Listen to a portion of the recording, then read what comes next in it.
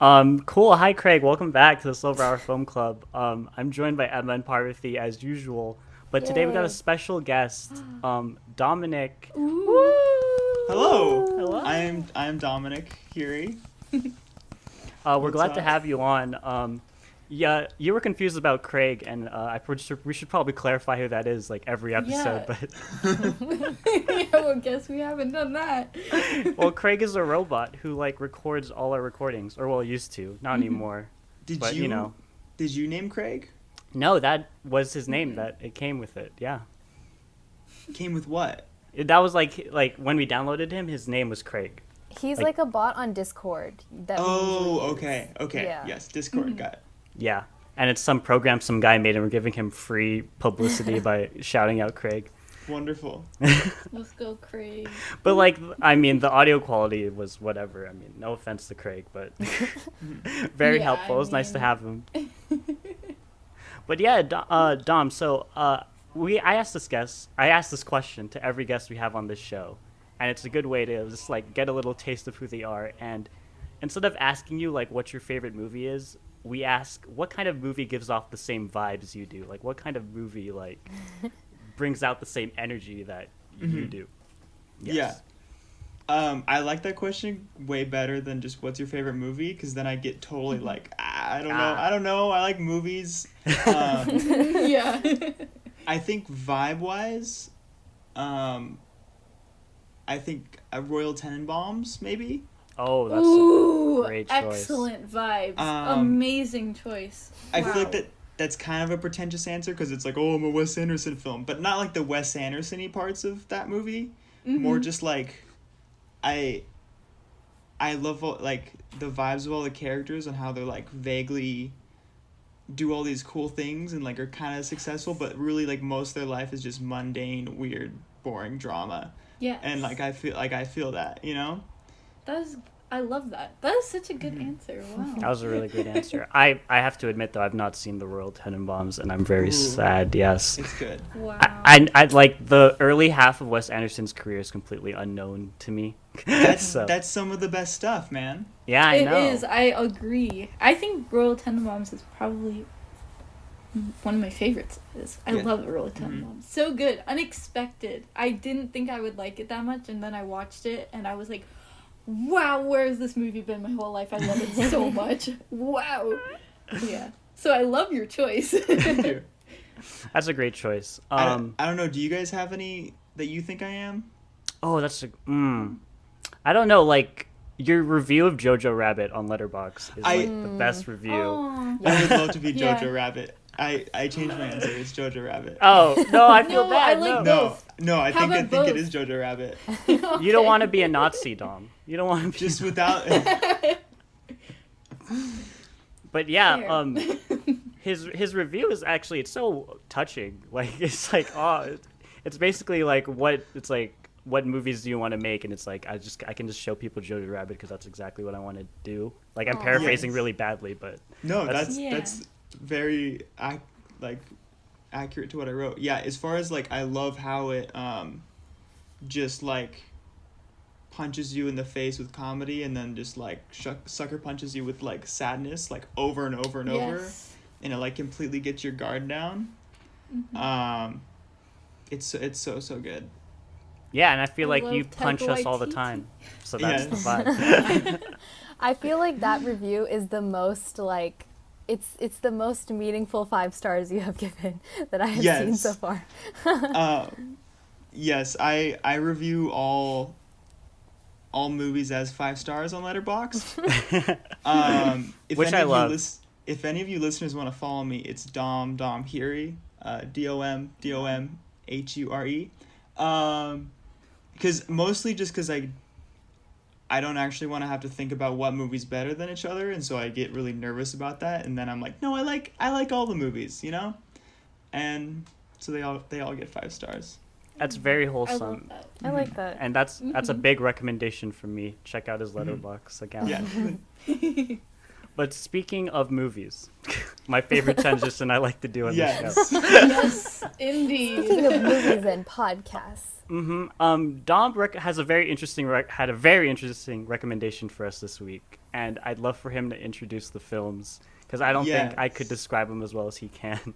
Okay, so I love these movies so much. I don't know if they're that good. I'm very biased. Do you want me to just go over how I mean, first you can just tell them what they are.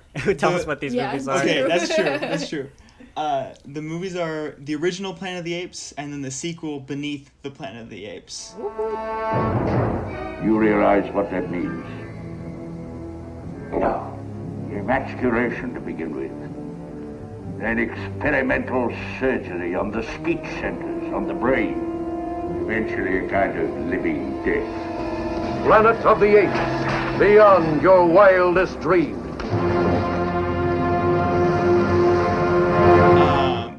And I think I love the original Planet of the Apes, and I think it's just genuinely an amazing movie. The sequel is crazy, and nothing like the first one. I don't know. What did you guys think of it?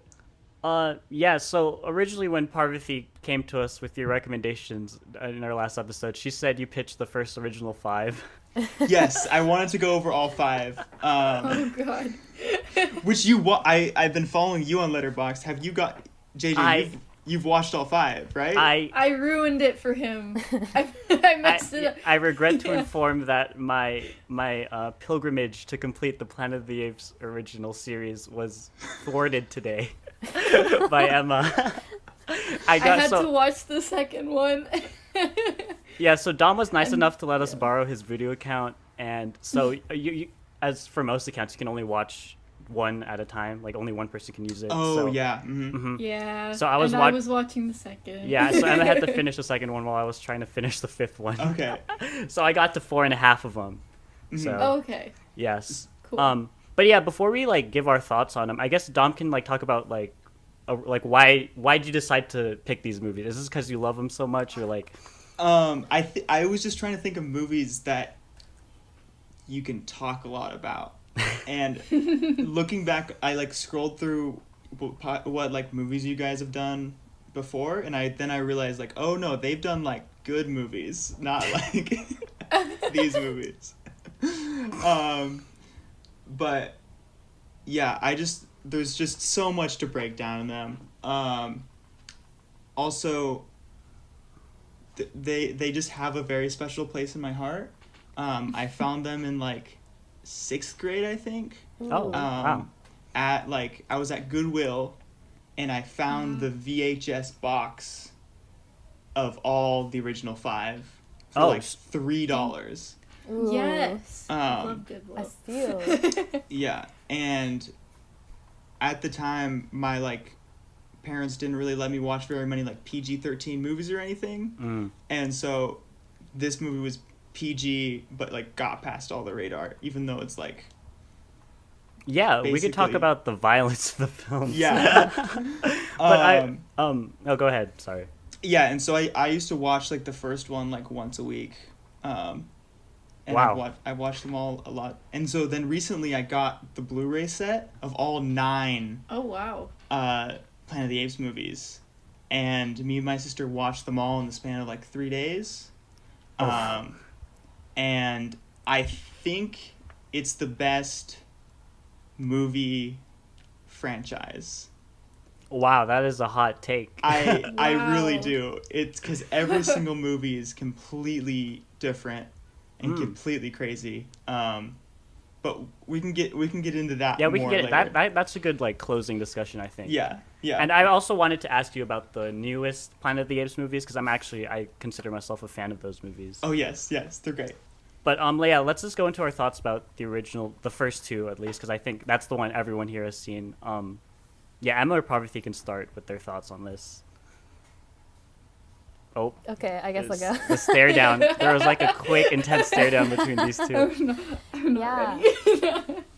Well, okay, I will admit, so when I have seen like the movie posters and things on the trailers for the newer Planet of the Apes movies, I'm usually very uninterested because they seem like those types of like sci-fi movies that I'm not really into because I feel like I'm not very interested in that kind of stuff.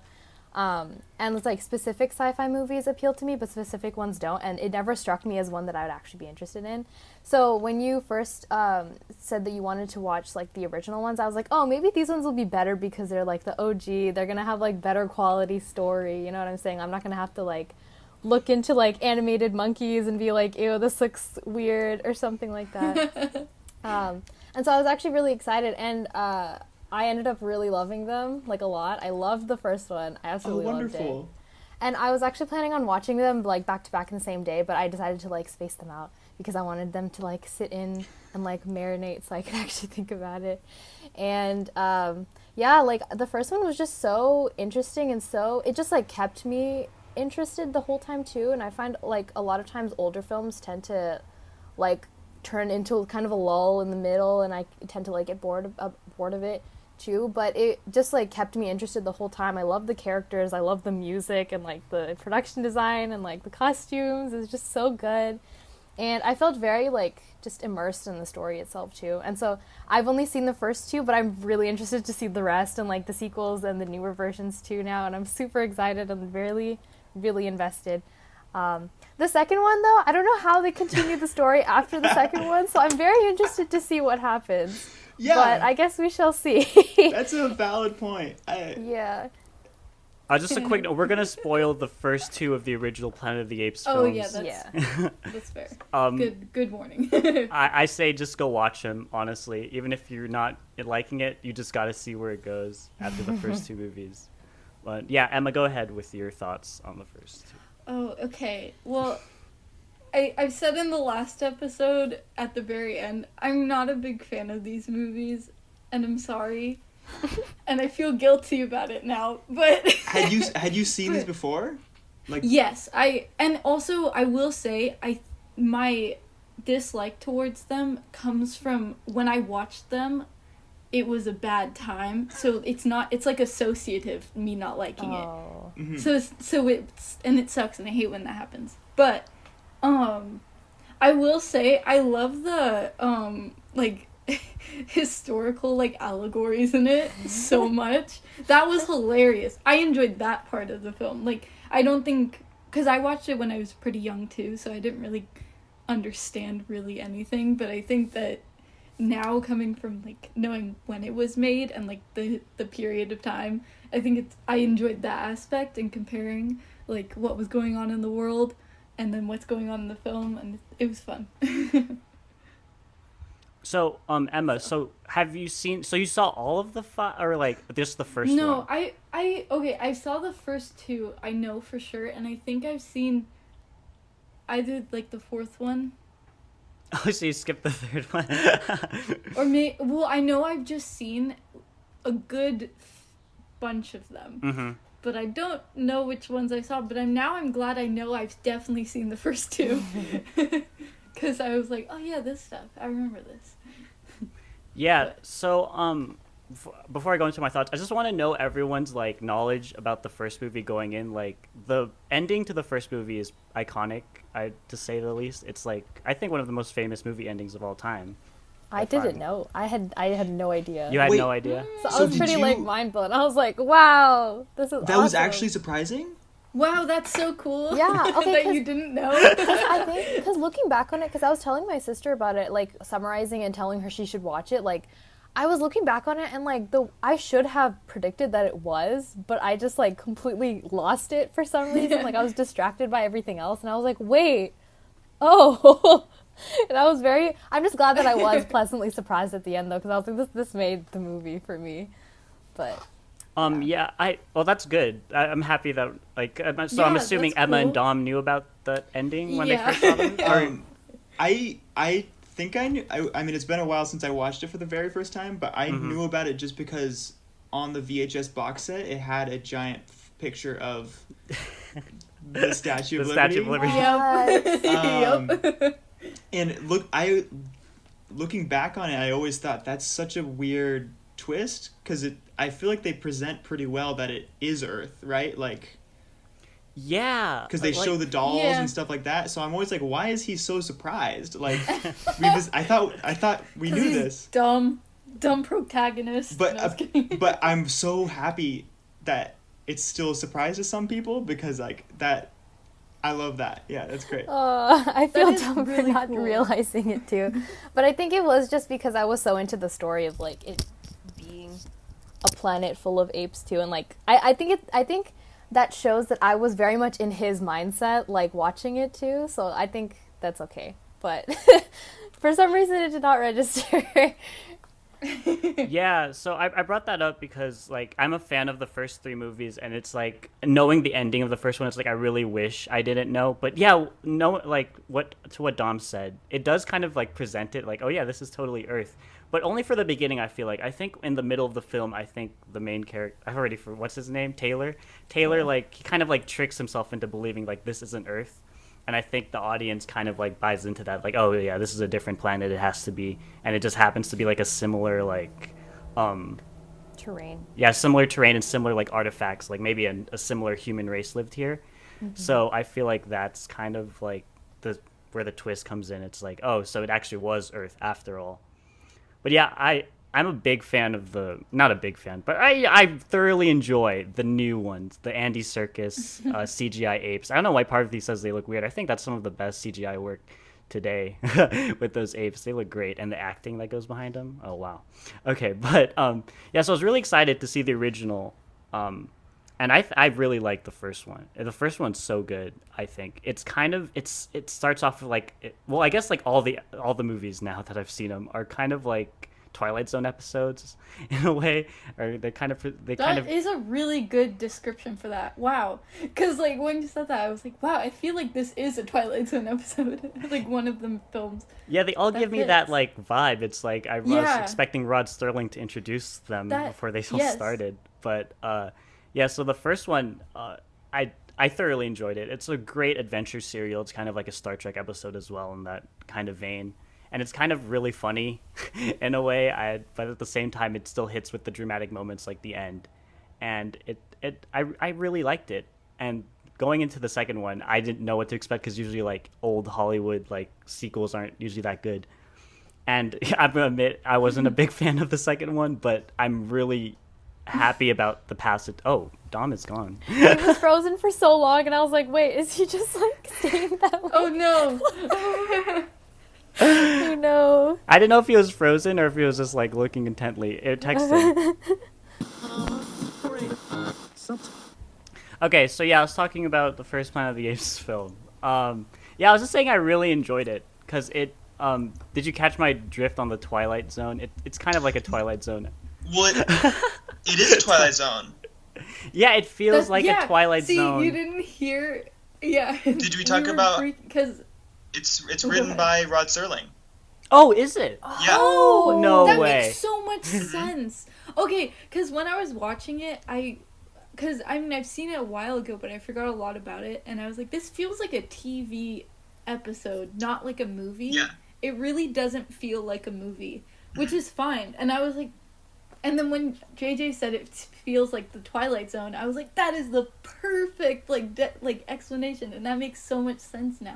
Wow. In my mind, it is a canon Twilight Zone episode since Of it's written by course. him, and that it also explains 100%. why, like all the other movies in the series, don't like stack up, like dialogue wise or like yeah. twist wise or like structure at all, Wow. because it's clearly a completely different person writing it. That's fascinating. Wow. I didn't know that. That's so cool. That makes wow. Yeah, I feel like an idiot not looking at who wrote the movie. I also do too.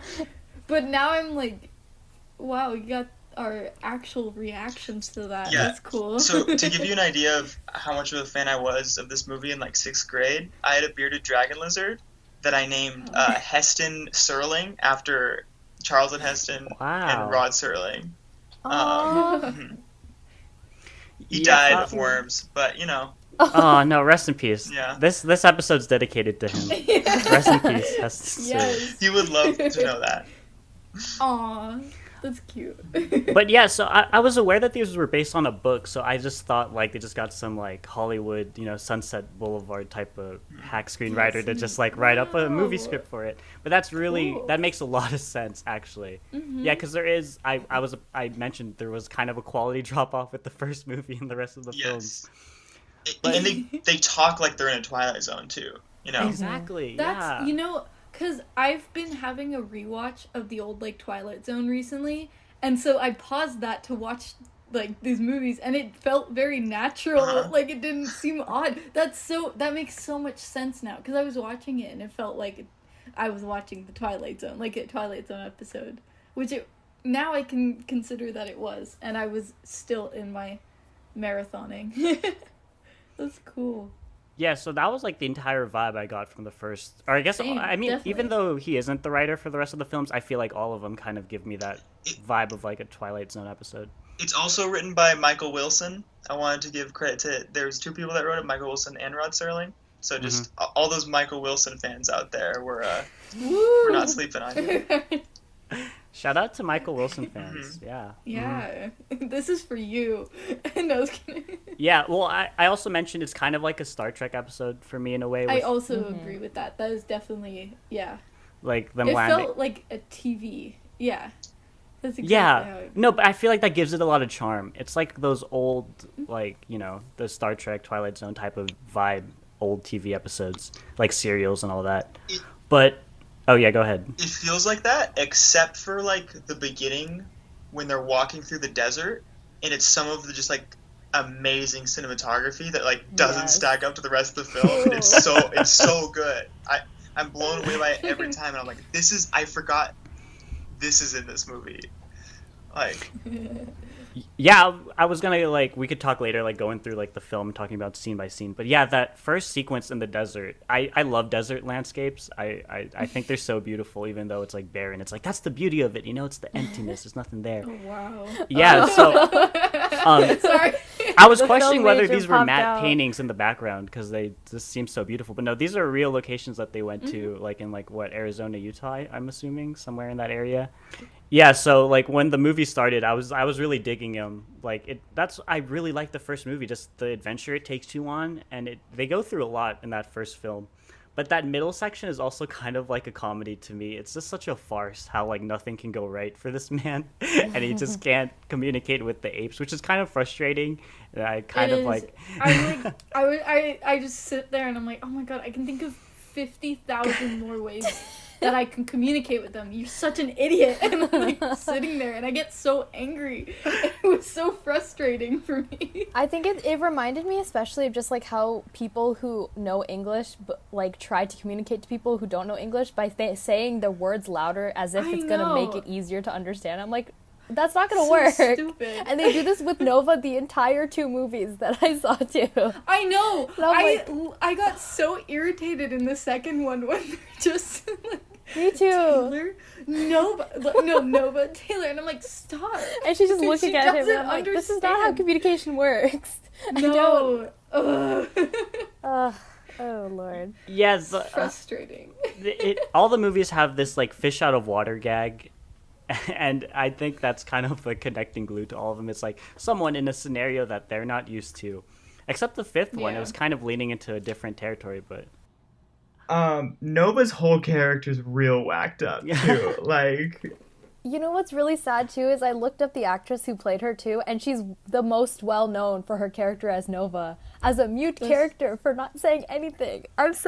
My girl deserved so much better. the scene where like I mean I don't know if we're going into specific scenes here yet, Sure. but like where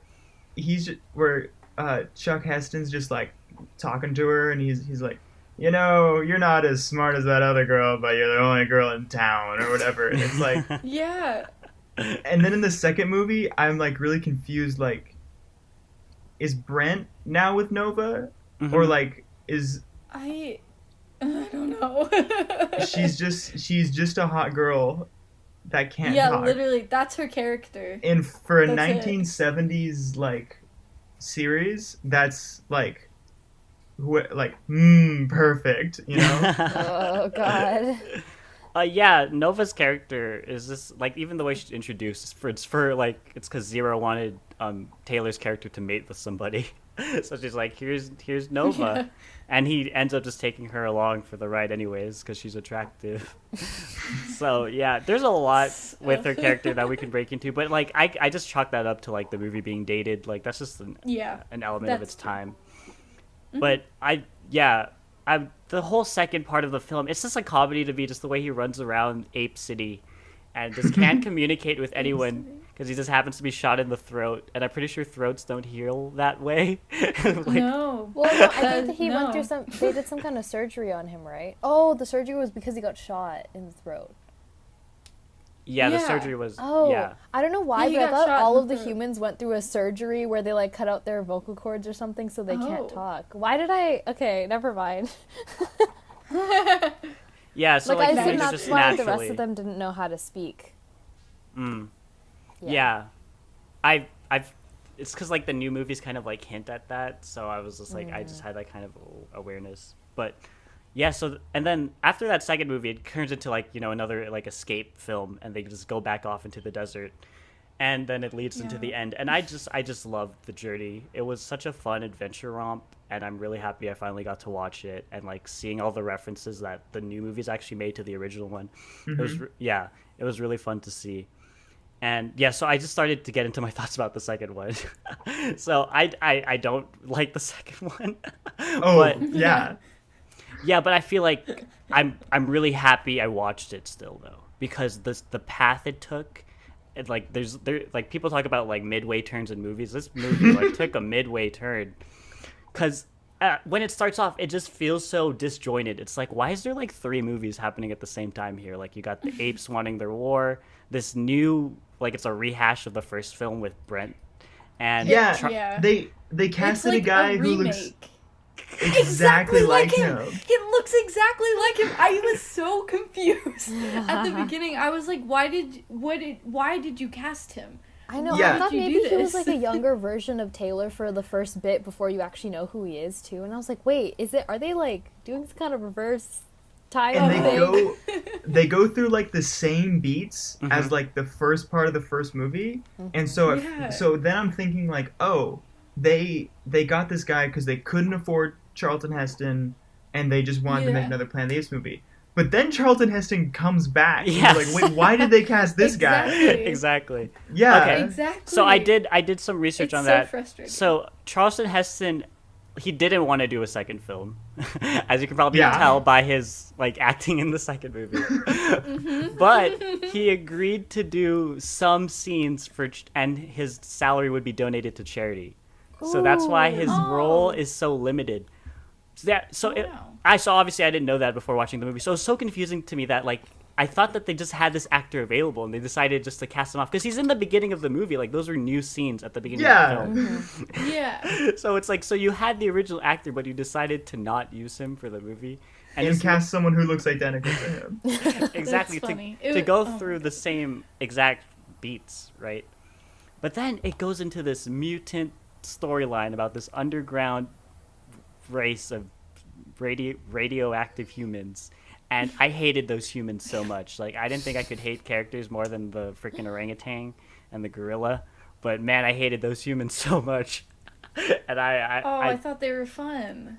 they're so No, oh my, sorry. like one of my favorite lines was the guy was talking about like we're not about vanity, and he's got like this whole like sash of like gold and like trophies around his, and it was just so bizarre. And the religion about the nuclear bomb, and eventually like we all know how the film ends with the earth basically blowing up. It's just it just seemed like all set up to that moment, and it just made me question like what was the point of this movie. And I feel like it was honestly to capitalize on the ambiguity. I can't say the word for some reason. Ambiguity of the first movie. I feel like they felt that there was an audience of people who would pay to see a second movie just to see finality. So I feel like they wanted everything to end right there. But then I think it was enough of a hit to spawn 3 more movies. So yeah, those are kind of like my thoughts about the 2 films, and I can get into the future ones later if we want to. But Yeah, like I want to hear like what else do you guys think about that? Like Emma said she loved the mutant I humans. think, yeah, I think the second one is, to me, way more entertaining, but just because it feels like a bad movie. Like, I think it is just a bad movie, but it's like one of those where you're like, oh, you can like chill and like just laugh while watching it, and like the serious moments don't feel serious, they feel comical in a way. And I love the human people. They're so weird. They're so funny. It's unintentional but very hilarious, I think. And that's why I like the second one more. No, I was kidding, I'm sorry. No, I don't think that's true. But the first I mean, you one's can obviously like the better second one more. movie. I think No, the I first think one's the obviously the better. But I think the second one is probably the worst in the whole series. Oh. Except for maybe the fifth one. The fifth one's actually the worst, but the second one is like pretty bad. However, Okay. I like am in the mood to watch the second one more than any other Planet of the Apes that's movie. exactly Oh. how, yeah, no, that's exactly how I feel. Mhm. It's one of those movies that you're just like, I don't need to put anything into watching this. Like, this Yeah. is, it just is, so I can just casually put it on while eating food and just chilling. But Which the is- other ones, it's more of a, you have to be into it, and you have to, like, you know, it's more, I don't know.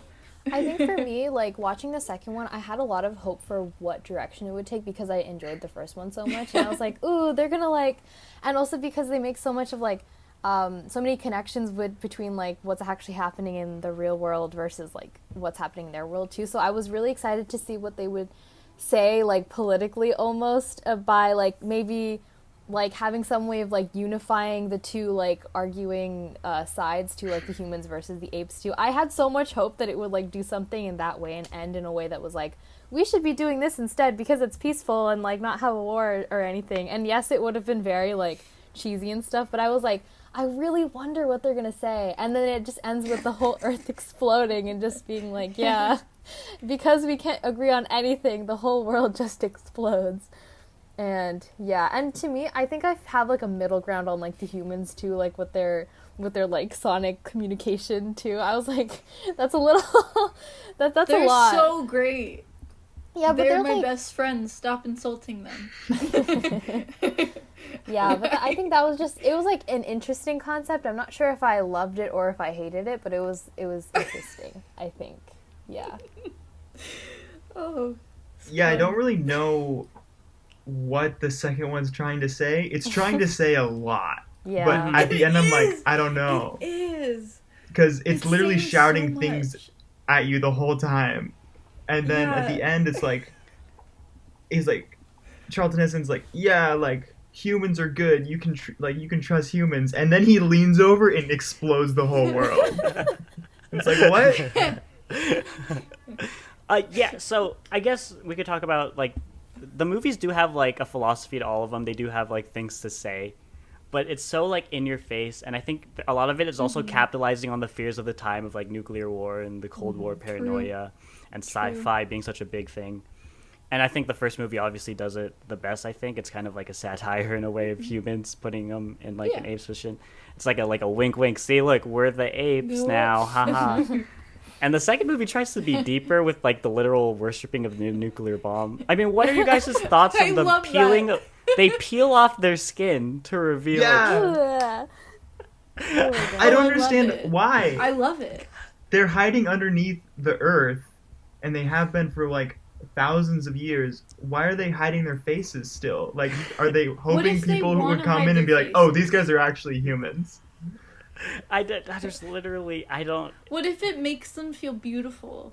And that's why they do it. And they want to feel that beauty. And so they put it on and they're like, yes, I'm feeling myself right now. Uh-huh. And that's why. Okay? Don't judge them. No, I don't know why I'm defending them so much. I just think it's just so funny. And like them with the bomb, I think that is just such hilarious. Like it felt like one of those like cartoons, like political cartoons in a in a newspaper. It felt like that to me, like that. So I love it. I think that's hilarious. Yeah, the first Worshipping one. the bomb. The first one is like, hey, what if apes were humans? What are the implications of that? Like, Hmm. the second one Yeah. is like, what if there were like telepathic humans that worship an atomic bomb and peel their faces off and like Yes. can make giant holograms and like hated the apes, but like hid underground? And it's like, oh, Mm. I don't. Are we still talking about the same movies here? Yeah, yeah, It- exactly. It doesn't feel like a sequel at all. No. But at the same No. time, like, it's just like, it is what it is, man. Like, that's just. To be honest, I feel like after the first movie, there's a lot of opportunity to create like theories about how their worlds like ended up working out. Like they're saying that the apes evolved from the humans and things too. And so I feel like the second movie is almost like a crazy conspiracy that came out of the first one. Yeah. And they're like, let's choose the weirdest one to like branch out from this so we can expand this world, and then let's just destroy the whole world. I don't know. It's very interesting to me, but I feel like going back to the point of like how it tries to throw out so many messages to you too. I think one thing that I did like that they were consistent with in both movies was like kind of like questioning the people that came before you and their ways of life, and like challenging that and being and kind of like invalidating their way of life almost. Like one thing that I remembered specifically from the first movie is when Taylor's character, he like makes a paper airplane, and they're like, oh, but flying is against like science and stuff, like it's not actually a thing that works. But then he like shows them that flight can actually work by like just creating this like they call it a toy or whatever. And like I think that especially like just stuck out to me in both movies, where it's like they look back on older civilizations as not being as advanced, yet they were in their own different ways. And so it just made me think about how like people today and people kind of at any time tend to invalidate all these things that came before them, like cultures that came before them and stuff like that too. I thought that was cool. That was like the strongest thing that I enjoyed that they kept in. But everything else that they threw, and I was like, okay, there's a war happening. Oh my god. Yeah. It's so weird to me that they don't believe in like flying when like they have guns. Like, how do they get guns? Do they make the guns? Okay, Where does their that ammunition is- come from? Yes. Where are they getting Yes. steel? Yeah. Exactly. Yeah, my question is, how do they not have electricity if they have guns and then like other things too? Like I don't understand how they haven't like got the others. Yeah, that's why I see like the first film as such like a satire, because it's like you don't really want this to be explained, right? This Yeah. shouldn't have to be explained. Yeah. But then all the other movies want to try to explain why this, like, oh, it's really fascinating. The next two films, I think the third film is a huge turning point in everything. I think it's a very interesting step they took. Oh, I want to know now. Yeah, no, because it's like this the second film is such a final note. It's like, yes, Yeah. we're done. But And then they make think 3 more maybe- movies. Yeah, they probably halfway through making the second one, they were probably like, wow, this is really weird. We need to like, let's just kill everything and like just wipe it all clean. And so Oh, they God. do. And they're like, great, now we can move on. that I honestly makes Yeah. sense though. It's like they were filming Yeah. like this Planet of the Apes sequel, and you're like, we need to change this up. What can we add? What if we just destroy it all? Oh, that's My- such a good idea. Great. My favorite part is when the world explodes, then it just goes to like a white screen, and then Yeah. a narrator comes in, Yeah. and What? he's He's like, my love favorite that part character. so much. The narrator. He's like, and the best world character. ended. You're like, oh, okay. I was Yeah. like, oh, okay. I It's like, did. are you sure? Because you made like 5 more movies. No, after this. I got so excited for the third one because I'm like, what are they gonna do now? And I love how the third one starts. I don't want to go into details, but just the first reveal. Do you know what I'm talking about, Dom? yes, Perfect. yes. With a title drop.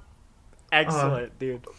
Wait, later can we actually just go through like the plot of all the movies, because it's fascinating what they try and do with it. I Like, would be down for that. okay. Because I mean, I'm probably not gonna watch them, but if you would like to go through all of them, I would love to hear that. I mean, we could do that discussion right now, but I'll just say this: like all of the movies I've seen so far, the 4.5 of them, They're all just basically the first movie again. If you think about it, they really are just all the same. Like, at a very, because they all have. Disagree. I think they all, Oh. except the fifth one. The fifth one was different the way it started. But I've read that it's actually the worst one, so I want to know what happens. But no, I think they all have this fish out of water thing. It's like this person has been placed in subjectivity, and subjectivity is like different in all of the movies, in its own like unique way, and they have to escape a world that's not known to them. Essentially, I think that sentence can describe all the movies I've seen so far. They all choose different ways out, though, for sure. Yes, they do. The ending so to the third excited. one is also okay. I was gonna say this. All the endings are pretty insane. Yes. The fourth ending was kind of disappointing to me. It was kind of like this man turned from like Hitler to Gandhi in the span of 2 seconds. If you know what I'm talking about. But the ending to the third one is crazy too. The movies are surprisingly dark. That's all I have to say about that. Can we just summarize? Hey, editor JJ coming through just to give you a little spoiler warning for the next 3 Planet of the Apes movies. Me and Dom are basically just going to talk about them and plot development. So if you don't want to be spoiled, skip ahead about 15 minutes to 55:15. Let's go. Yes. Take Okay, us so on a journey. so All right. movie 2 ends, and you're like, well, I guess we're done with this series and the world. There's no possible way that we can continue this unless we like, No way. at least not with the same characters, not being a prequel, right? You're wrong. Oh, They what? have I'm sorry. they have- I'm gonna add commentary while you do this. 'Cause I'm excited. they have Dr. Zira and Cornelius.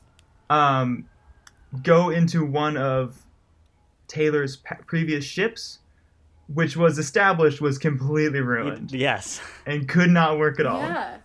They go back in time to present day 1970s America. Oh my god. No. Yes. Yes. Yes. This is so good. And basically I'm excited. reenact, and like, you think they're gonna reenact the first movie, but no, they become American icons and celebrities. As they should be though. Like As I they think that should. Yes. Yes. I feel like it has Very some good commentary on like entertainment culture, that third film. Absolutely. True. But just comparing that movie to the first one is just like, whoa. Like, Whoa. we've got, like... And then they have a similar court case. And it's all doing well. And then one of them just, like, lets it slip that the world's gonna be taken over by apes. Mm-hmm. And then they're like, oh no, we need to kill these guys. And so then... JJ Pepper. It's been a while since I've seen the third one, so pepper in anything else that like happens in the third one. Yeah, so there's like an evil scientist man who you think is a friend Okay. at first because he believes their story. He's like, oh yeah, they totally came from the future. I agree. But then you realize his like confirmation of that is actually because he wants to save humanity by stopping their future. Because they mention that the Earth becomes destroyed. So he becomes like the villain, and he wants to kill Dr. Zira and Cornelius. Yeah, so then that's when the movie kind of turns into like the Planet of the Apes escape from the current authorities of the world Yeah. at the time. Okay, I get you. And Do can we you want- spoil the ending of this one? Yeah, I Yes, mean, might as well. please So do. spoilers And for all then- the Planet of the Apes films. And then Zira and Oh, you gotta talk about Cornelius... their baby. Oh We yes, have they have a baby. They have Oh a my baby god. played by a real chimpanzee. Really? And they Yeah, they also befriend Ricardo Montalban. Armand. What's his name in Who? His name is Um, Armando in the Ricardo movies? Montalban. He's in he's the grandpa in Spy Kids. He's Oh. Oh Yeah. God. and if you think there was and if you think like the only like oh like no one can overact better than like Charlton Heston, just wait. Oh, like I'm there's some so great excited. scenes with Ricardo Montalban and a chimpanzee. Wow. He was great. I love this character in the third movie and the fourth movie. He's fantastic. I think. Yeah, he was. Yeah, the relationship between him and wait, we're not there yet. But so they have a child, and everyone's like, oh no, we need to get rid of the child because this is the only way that like the Earth is actually gonna get ran over by apes, right? Um, and then the movie ends with them killing Zira and Cornelius And Oh, wow. and the child. It and the appears. child. Yeah. Can I describe how they're killed? Makes sense. Yes, please describe how they're killed. So there's a I'm final excited. there's a final shootout at a abandoned oil tanker. Yeah, in like the bay. Oh. Cornelius gets like sniped off of a like tower and he falls to his death. Zira's like slowly bleeding to death because she got shot. And the evil scientist guy, he just unloads a bunch of rounds into their baby. Yeah, and the movie ends just with like a crane shot just scooting back from their bodies, just bleeding out. And yet again, you are thinking, wow, that's the end of the series. Like, we're not gonna have any of those There's more no of those way. movies. Wait. Can I describe what they? Okay, so Zira sees her baby get shot. Like, yeah. Uh-huh. Okay, Dom can say what actually is happening here. Okay. But so she sees the baby get shot, and she just walks over and it's like, oh, she's gonna have a tender moment with her child who's dead, right? She just picks up the body and yeets it off the boat into the ocean, But, which was so why? confusing to me. I was like, But why? but Wait, okay, does she so jump off this is afterwards what. too? Wait, what? Does she not jump off afterwards too? No, because she wants to hug Cornelius, and that's the Oh. crane shot Dom was talking about. But there's another scene after this, like Dom can talk. Yes. So, oh, I forgot. Ricardo Montalban is a circus owner who has chimpanzees. So they swapped the babies right beforehand. Oh. And so the baby, who you guys may recognize the name from the newer movies, his name is Caesar. Mm-hmm. And so then Ricardo Montalban is now raising the child of Oh, wow. It's a big responsibility. Wow. yeah. So then in the fourth movie, Caesar starts to grow up a little bit, right? Yeah. And in that the whole world knows that like that apes are going to take over the whole world, and they're very concerned about this. Remember, they try to kill everything and get rid of it, right? They wanted to make sure that like apes didn't take over the world because they don't want that to happen.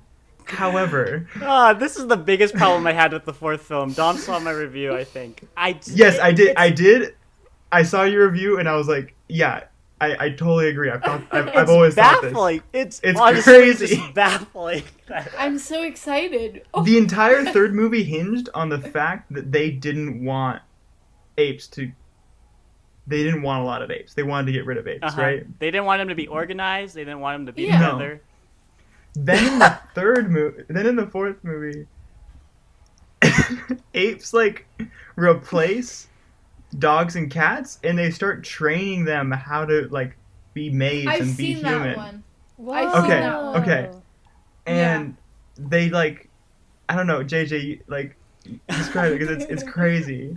So the opening shot for the fourth one is just a bunch of apes like dressed in like prisoner outfits walking out of a building. And it tells you the date. I think it's like 1990s now, and it's like a 1984 dystopian future. It's like a Gattaca. It reminds me of Gattaca with its aesthetic, Yeah. honestly. And so essentially, this is their economy. So cats and dogs have died to a mysterious disease that the chimpanzees from the future brought to Earth. Sorry, that's So- not funny. So all cats and dogs on Earth are dead, right? So humans want pets, right? Sad. So they decide to pick like apes as their pets, even though they know apes will take Yeah. them over in the future. So everyone wants apes, and they realize, wait, we can train these apes to do like low labor jobs. You know, like they can be like waiters, or they can be like, Oh, wow. what else do they do? Like shoe shining, cleaning, like janitors, essentially. Oh, So it's like slavery. And Yes, and that's they essentially. basically, and so but also the apes have evolved basically to be almost the apes in the first movie because we've established that there's a different in the third movie we established that there's like a difference between like a chimpanzee and the apes that come back from the future. All the apes in the fourth movie are the apes that like came back from the future, like people in masks that like Essentially, have that yeah. distinct look. And it all takes the fourth movie all takes place in like a giant like futuristic prison complex, I guess. Something like that. Yeah. I don't really know. It's kind of like it's a working city too, though. There's like homes technically, like but everyone lives in Yeah. like these apartments, like these like Um, downtown LA essentially. I think. and then Caesar, they're still trying to find Caesar because they don't want him to live, right? And then the relationship between Ricardo Montalban and Caesar in that movie is actually beautiful and the best relationship in the whole series. Um, Cute. Better than Taylor and Nova. yes.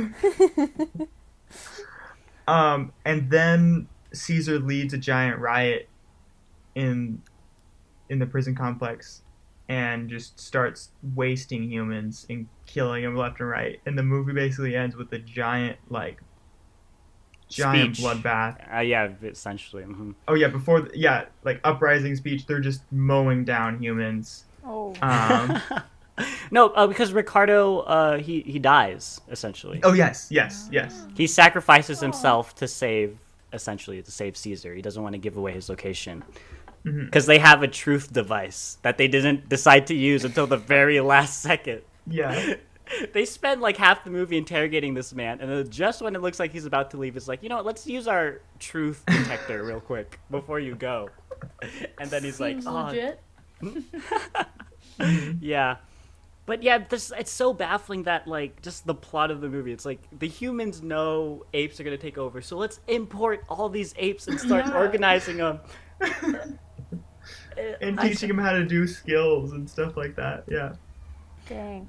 I would think that like they would they would try to kill off all these apes, but instead the apes would have like this like underground thing like the humans do in the second movie, and then they collect there, and then they have like an uprisal.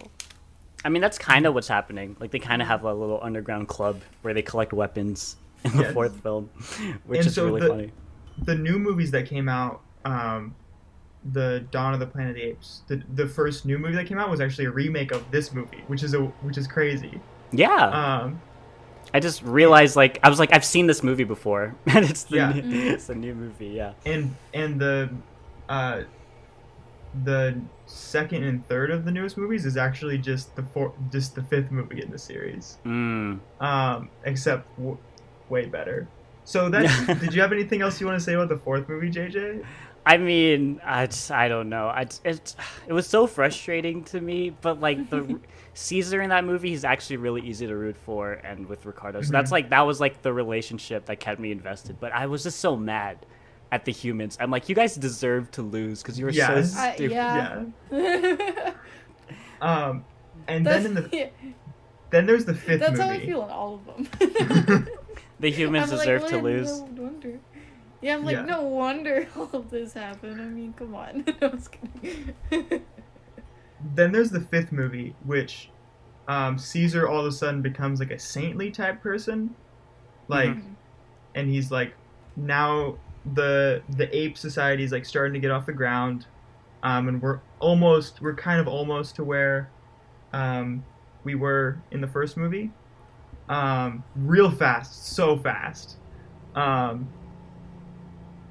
then there's a fight. Basically, the whole movie's just a fight between the apes and some humans that are like starting to have radioactive waste and stuff. Like the last of the humans. But the problem is, they really, you can kind of tell each movie they're getting less and less of a budget. Yeah. Okay. I wanted to bring that up. You can finish your thing on the fifth movie. Unlike newer like superhero movies where it's like, oh, we got to amp it up until the very last one. This last one has it seems like a fifth of the money that the first movie has. Yikes. And you can start telling with the masks too, like they're no longer specifically made for the people. They're just kind of rubber masks that they put over. I noticed that in the second movie already, though. Like in the large, The second movie, the large gatherings, they're just like ape costumes. They're not like prosthetics or anything. The prosthetic work though is really good though for like a lot of these movies. It's fantastic. Yes. Yeah. And so the last one is supposed to be this giant last battle between apes and humans that like definitively ends everything. But the villains, the humans, are just kind of like this like group of like 20 people, and they kind of have just like mopeds and like school buses and stuff like that, and they're like not that intimidating, and they're kind of just like wearing like trash on themselves. And it's just like and it's like we've gone so far from what we wanted this series to be. Yep. I'm excited. I want to finish the pilgrimage I've taken of these. Yes. Yes. But yeah, that's the 5. Those are kind of like the skimmed notes, like the bookmarks of the next couple films. But yeah, I noticed this like reading into like the production. So it's like every movie seemed to be a pretty solid box office hit, and that's like capitalized with a sequel. But the studio would always cut their budget with each film, and it's so like it's so confusing. And it's like at the same time the movies wanted to be grander in a way. So you're cutting the budget, but at the same time your ambitions are rising, which is really unfortunate. That's why the third movie was actually kind of smart, because they saved money by just only having 2 real prosthetic apes for the film. So that was like where they kind of got smart with their budget. But yeah, it was kind of, that's Hollywood, I guess, True. Yeah. Interesting. Wow. I feel like I just watched 5 movies. I didn't think we would have this conversation of us just explaining the final films. I love it. It was great. But yeah, we could just go into we could just start wrapping this up with segments and like talking about some of our favorite scenes from the series that you guys have seen, and like anything that stuck out to you, and like some of your biggest problems with it. I already stated some of mine, but you guys can start if you want. I had a scene that I liked, and it's one going back scene. to... I had one scene that I liked.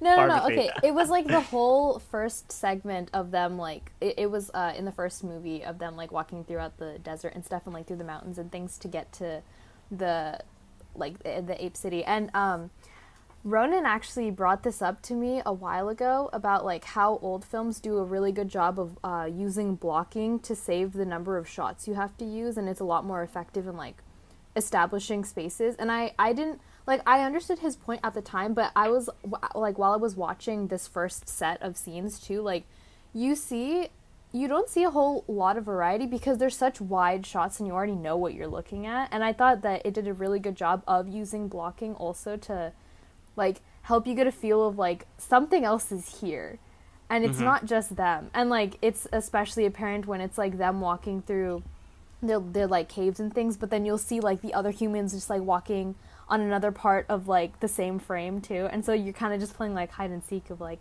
ooh, there's a little thing over there. If you notice it, then you know that something's coming, kind of. And so it's kind of like you are also exploring the land with them too as they're going across it too. And I just like, also the cinematography for all of it is just so beautiful. There's a specific shot that I like took a picture of because I was like, this is gorgeous. And it's when they're like taking their raft down like this canyon, I think, and it's just they're like surrounded by this whole thing. It looks very like Lewis and Clark to me, and it was gorgeous. And just them being on like the desert and things too was just so pretty, and I just really loved just seeing the whole thing too. And I was very impressed by how they help you lead into like them being discovered by the other humans, and then like being discovered by the apes as well. I just thought like all of that buildup was very nice to me. So yeah. Yeah, it takes like a good 45 minutes, almost like an hour before any apes show up, which is crazy. I love that. Great patience. I think that is really good too. It doesn't even feel very long The beginning to watch is too. really good. No, it doesn't. It flows so well. I agree. I think the beginning is probably like the part that I like the most out of all of it. Yeah, me too. Yeah, it made me kind of really want like a Planet of the Apes like amusement park after seeing the first half of the movie. It just seems like it's such a it feels like a real like world, like a tangible place, and it is. That's what you get when you use real locations and things like that. It's very tactile, and I really enjoyed that. I love like the production design of everything in the Ape City too, because it does very much feel like a theme park, but also like a lot of it resembles a lot of places that I feel like I have seen in real life too. Like there's this scene when Taylor's like running around and he goes to this museum and he sees like the stuffed humans like standing there, and it reminded me of I went to the Smithsonian in the 5th grade, and there's like statues that look like cavemen exactly like those ones that I've seen. And I was like, wait, am I like, this is so weird. And I thought that was just so cool because they like, even though it looks very outlandish everywhere that you go, you feel like it resembles something close to what you've already seen before. So I thought that was really cool. Yeah. Very fun. I love Charlton Heston's character just in general.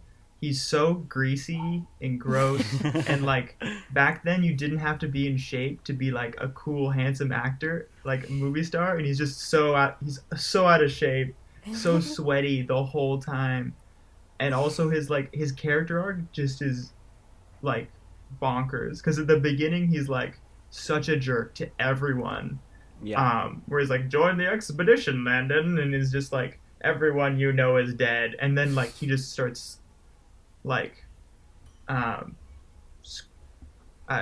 listened to one podcast where they're talking about it, and they're like, it's back in the day when like acting was just like staying real calm and real quiet for a long time, and then all of a sudden screaming, and like that was like the best acting. Yes. And so like 1 second he's like, everyone I know is dead, I don't care, and then like a couple minutes later he's like, you cut his brains out, like it's great. Yep. I think a lot of his character's anger at that point was because he really wanted to prove to the apes that other people could talk, and he was just so frustrated that finally, like, his friend's alive. It's like, nope, he's been like lobotomized. Yeah. Do you guys remember in the beginning when the one guy is like burying the woman that was on the expedition, and he just starts like evil laugh, like this crazy laugh, just like watching, that's just like seeing the flag, like clearly ADR, like doesn't match his like mouth at all, and he's like that was such a weird. I was like, does that mean something? Is something gonna happen? I don't know. No, it was just odd. I know.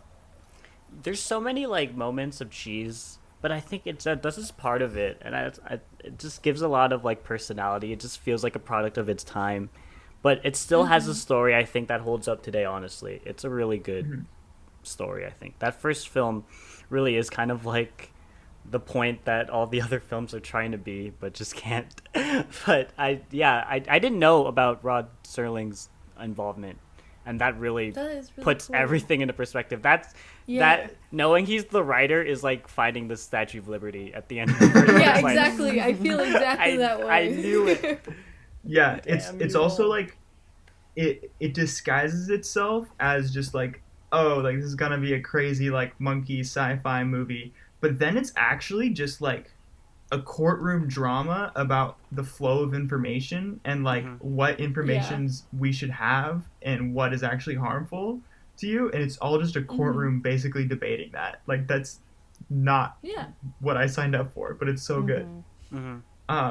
Also, when I like first watched it as a kid, I just thought it was fun, and like I liked the apes and all that kind of stuff, and I always rooted for Taylor, but watching it again, the Dr. Zaya's character is like he's actually kind of the main character of the whole movie, where if you watch it again with the perspective of like he knows that humans like he knows that there were humans before and that their actions completely wiped out all of humanity. He's like not all of how he goes about it is like the right way, but in his mind he's protecting he's like protecting his civilization from the destruction that humans cause to themselves. And so he's like kind of the protagonist of the whole thing, weirdly, even though you hate him the whole time. Hell yeah. He just like Snapes you. He like becomes Snape at the end. No, that's interesting because it's kind of like a mirror of the guy in the third movie. I think the guy who wants to kill Cornelius and Zero because he's protecting his race. It's smart. It's the same. Yeah.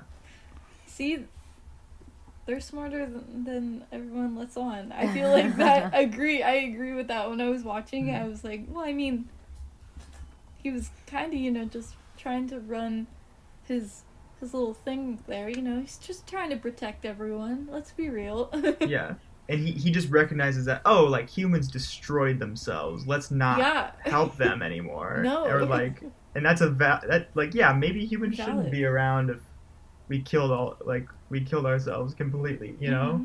Mm-hmm. I think in that way too, the ending of the first movie was a little bit like, I was like, why aren't you gonna kill him? Because you have advantage. You have all these monkeys you can like go set off on him to like kill him. But instead he's like, oh, I know you're handy with that gun, so I'm not gonna chase you. So in that way, because I was like, he definitely has the upper hand in this situation. Why is he not trying to like eliminate the threat in the first place? I think he really wanted him to see the Statue of Liberty. I mean, I think he wanted him to know. I kind of, if we're looking at him as like the protagonist, he's like, I want this person to know why I'm doing this. I want him to know why I don't like tell everyone else. And he's like, oh shoot, wow, we did that. We killed every human. That's so smart. I love that. And then he kind of understands a little bit more. Then I want to know at what point he was like captured by them again. Like what happened in between. Because the next time you see him is in the second movie when he's in the prison already, right? Mm-hmm. Wait, what? Yeah, like who? he's Wait, who are you talking about? Taylor. Like the mutant people capture him. They set like a little Yeah. holographic trap for him, and it's got this Yeah, great with the CGI fire, moment of and him then he falling. disappears. That's beautiful, incredible. Oh, I didn't even Mwah. register that. I was like, Beautiful. this is just really bad CGI and have no idea what's happening. Oh, it was. You didn't figure it out because it makes no immaculate. sense. Like That is just some beautiful CGI. Mwah. I love it. It raises an Chef's interesting kiss. question because in the first movie, in the part when they're walking through the desert, you see like that lightning that happens, that strange lightning. Oh, that's two. Right. That's so it's true. like, Sorry, were the so that's mutants two. doing that to them, or They- is that? they also point out in the first movie, they're like, there's no moon, there's no like weird lightning storms and all this kind of stuff. What happened to the moon? I feel like they Yeah. blew up the moon. We Yeah. blew up everyone, but before we did that, we blew up the moon. Cause Maybe who there's needs just too it? much smog. I don't know. But Yeah, like, I'm the thinking skies maybe look it was really like the clear. ozone layer suddenly got like thick, and they can't see Yeah. the moon anymore. Oh god. But then again, the year is like 3,950 or something. So you know, what could have happened don't in know. the Who knows? in those span of 2,000 years? See, That's wait, crazy. sorry guys, I gotta grab my charger for my phone because it's about to die. Ooh, One sec. okay, cool. Oh, Don's Um, got some neat new headphones on. Yeah, because They're not once I new, plug his- in my phone, I can't charge it. You know. Oh. Oh, that makes sense. But They're his another iconic orange. yeah, the another thing that doesn't make sense about the second movie is like Brent comes looking for Taylor, right? Yeah. To go search for him. But Yeah, they kind of established that like in the first movie they were going on an expedition and not coming back because they're going into the future. So why Yeah. would they just send another guy? Especially if they're all dead, how would they know that in millions of years they would like get lost? Yeah. And also when Yeah. when he shows up, he's like, I'm looking for Taylor. And he doesn't name anyone else in the whole crew that Yeah. like died. And like he knows Taylor, but he like screw the rest of the crew. Also, they have a really bad time explaining to the crew how this whole time thing works and like what they signed up for.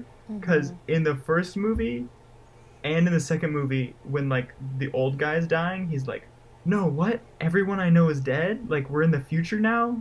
What? And same with like when he's talking to Landon and Landon's like, wait, everyone's dead? Like what do you mean? Like thousands of years have passed? Yeah. It's like, That's yeah. so weird. This was the thing. You this signed is what up we for were this. doing. Yeah.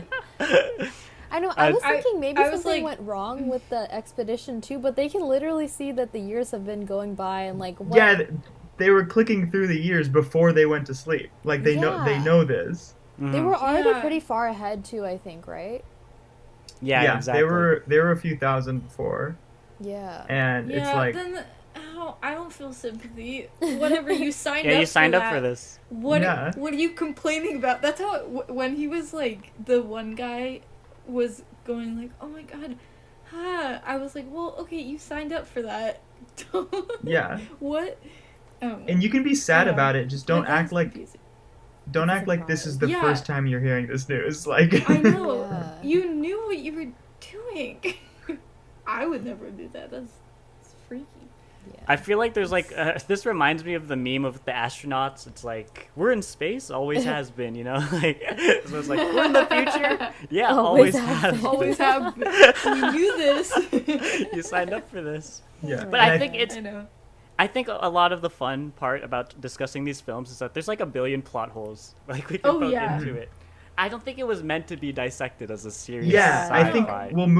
movies back then, you don't rewatch them ever, right? No. That's Like, true. you- That's you a go good to the point. movies and you watch it, and then if the next movie doesn't like between the second and third movie where like Zira comes back from the future or whatever, and it's like, oh, that doesn't make sense. The spaceship, like they ruined the spaceship, but really it's been a whole like 3 years since we Yeah. saw the last movie, and we're never gonna see that movie ever again because they don't even can't even conceive of the idea of having VHSs or whatever. So they're like, I guess it doesn't really matter if we have some plot holes between movies because like no one's gonna remember it in a few years.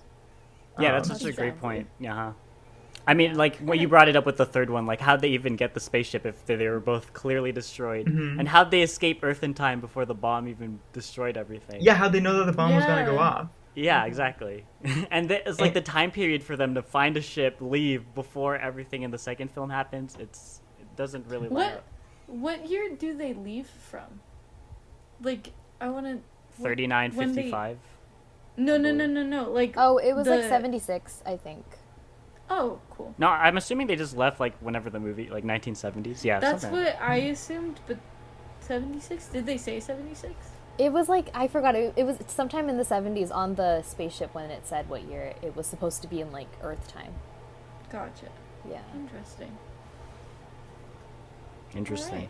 Alright. Yeah. Cool. Also, like, I was just gonna say, like, the way that you guys described the future movies, I assumed that, like, when I first watched the first movie, I assumed, and, like, towards the end, too, I assumed the rest of the series would turn into kind of, like, I didn't think they would leave, like, I didn't think the whole planet would explode, first of all, so I assumed the planet would still be there. And I also assumed that it was gonna be, like, kind of a series of him realizing and finding out clues and pieces of what humans did wrong to create this world that we live in now. But, like, I guess the way that you guys describe it, it's, like, very different, so you don't actually figure out what exactly happened so that things... Oh, I guess you do. You do.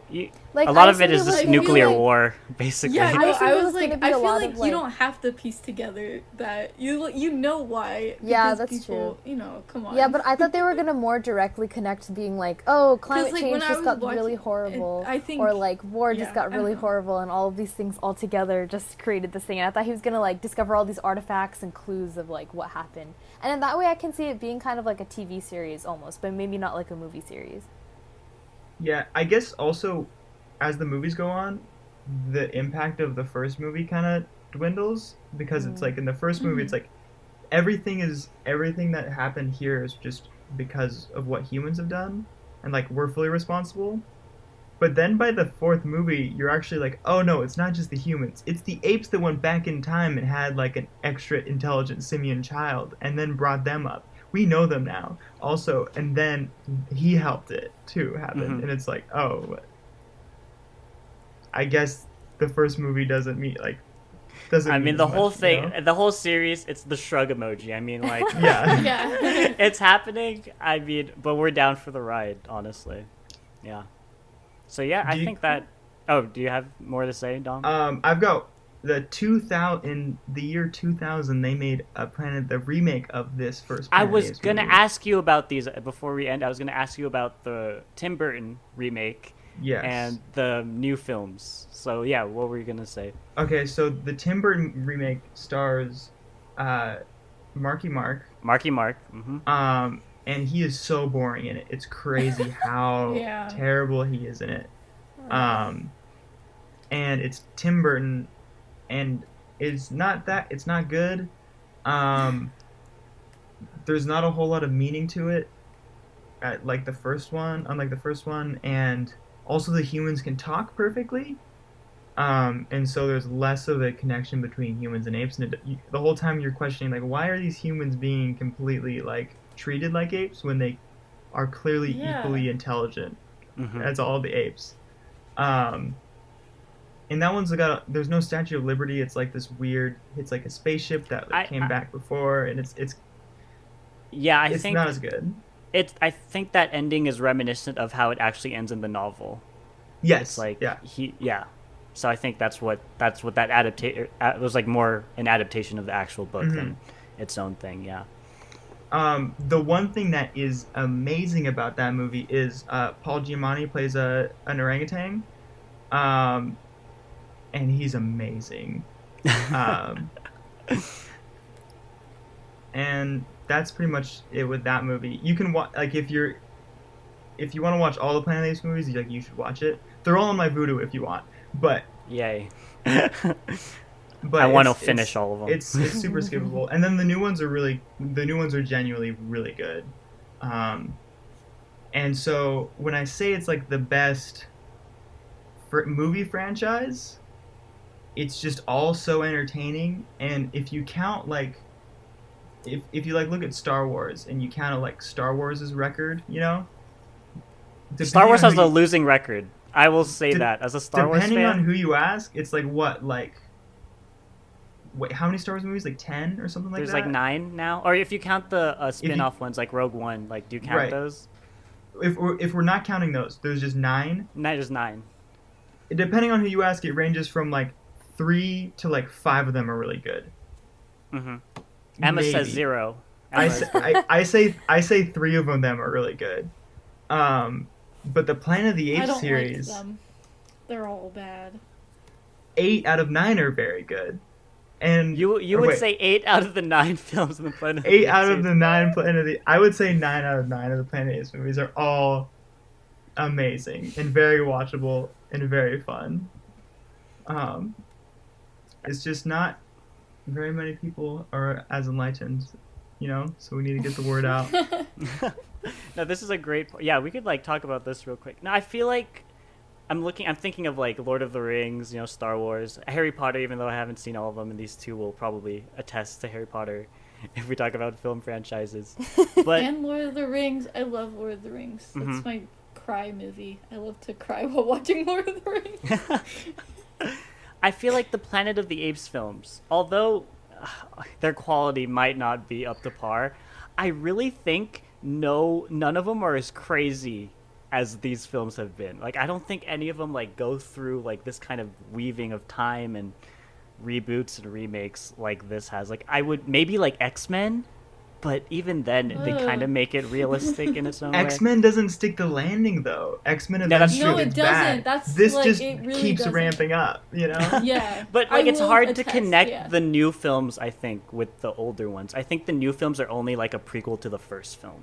I feel like that's it, and they don't really connect to the sequels. The new Planet of the Apes movies? Yeah, the Rise, Dawn, and War. I Yeah, feel like yeah, those they are only don't- prequels to the first film. They're kind of their own things. The only indication that we've seen that like they're gonna go back to the first movie, with like a human crash landing, is that in the first one there's like a paper saying like, oh, Mars mission, people lost or whatever. Yeah. Also, what's great about this series is in a lot of series like Star Wars or like Lord of the Rings, they have very specific like things that are brought up again. Like what makes a Star Wars movie? Like Yeah. what makes a Star Wars movie is like lightsabers and lightsaber fights and like father-son relationships and like and the Force and stuff like that. But what makes a Planet of the Apes movie is nets. Every single movie has someone thrown into a net. As they should. Someone telling them to get their As like they should.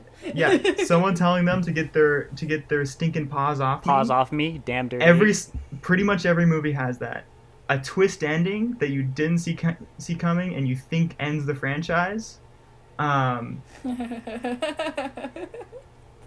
that's They all what do that, makes the that's Planet of the funny. Apes movie, If you have those. Yeah, honestly, I'm thinking about it. Even with the new films, all the endings just seem to be like they can all be seen as finality. Like it can It's be like fantastic. you can end Mhm. here, but there happens to be a Yeah. sequel. That's a very interesting argument you've put. Like, do you guys have anything to say about that? I mean, Emma and Parvati on like other film franchises. I mean, I feel like generally when people try to start up like film franchises, like ones that have been particularly unsuccessful, like the Percy Jackson ones and like Oof. Divergent and stuff, it's like I feel like they set it up so you can see it as a final thing, but it's still kind of like, no, there's something there, and like people are kind of waiting for more to come. But I do think that like from the two that I have seen of Planet of the Apes, it's very much like you can see it that way. It can definitely end there. If it just wanted to end there, it totally can. But like you can add so much more to it too, and I feel like a lot of that is like they leave so many open spots inside of the movie itself, but let it end in a way that's final, so you can like create whatever theory you want out of it, and like that way it's able to continue. And I'm sure, like you guys said, that the rest of the films seem to end that way too. So it's interesting to me because I feel like every other movie. Oh, Emma's gone. You can just finish your point. Yeah, it's just interesting to me because you guys saying that every other movie ends in a way that seems very final and like very much like, oh, the franchise can end here. It's interesting because I want to see how else they develop it within the actual movie to where you can like Hello. continue in and flow into like another I one can't after hear that. you So guys.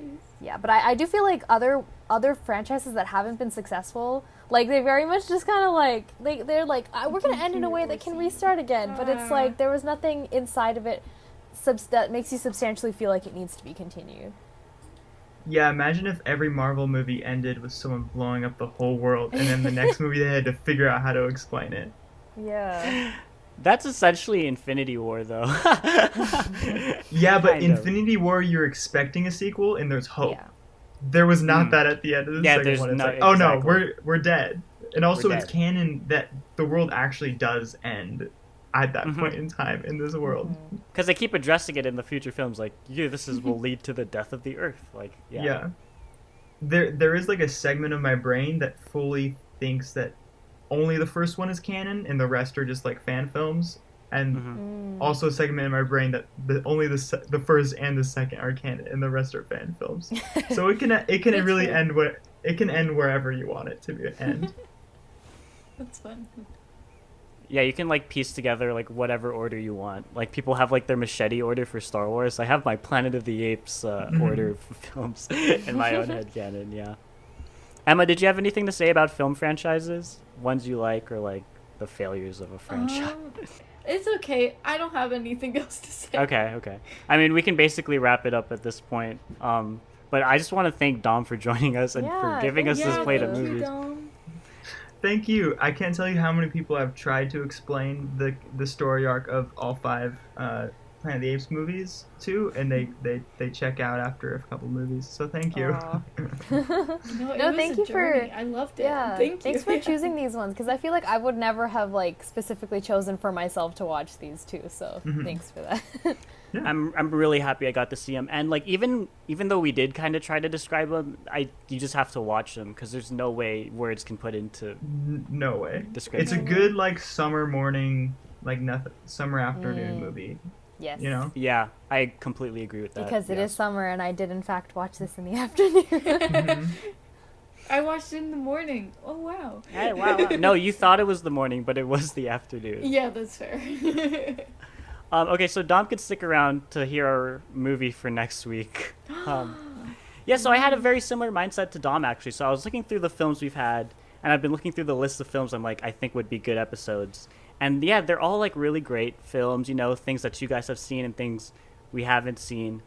And I was like, well, these are all great, acclaimed, and you know, these would be fun watches, but why don't we just bring something else to the table for this week? So we were talking about film franchises. So this one really wanted to be a film franchise, but sadly could not get off the ground. Oh no. Oh, And no. And for perfectly good reason too. So my film is the 2010 M. Night Shyamalan classic, The Last Airbender. And that is going to be our film for next week. That's fantastic. I'm, I've seen that. yay. I'm very excited to discuss it. But yeah, I just want to thank Dom again for joining. You survived a lot of ups and Yay. downs to get Yeah, this going. dude. But Thank you. It was so much fun. Yeah, and if you ever want to be a guest again, just let us know. Yeah. I would love to. I feel honored to be part of the Ronan, Shruti, Dom, That's it. all the 22 West homies. You know. Yes. Oh, actually, we do have one more surprise for you. So we actually gave ourselves a recommendation to talk with you about just real quick. And we watched another film this week, and it was The Adventures of Cowman and Lamboy. We all watched it. I loved it. I thought it was hilarious. Me too. Oh my. Thank you. Thank Yeah. you. If you want to plug it, here's your chance to shout it out. Yeah, I made a short film. It's called The Adventures of Cowman and Lamboy. You can find it on YouTube if you just type that in. Yeah. Yeah, I'll try to link it if we can on whatever podcast platforms. Yeah. Yes. But yeah, thank you again for joining us, and we end these by saying goodbye to Craig, who's not even here, so it's kind of weird, but you know, we'll try. All right, cool. Thank you. So long, Craig. Bye, Craig. Goodbye, Okay. Craig.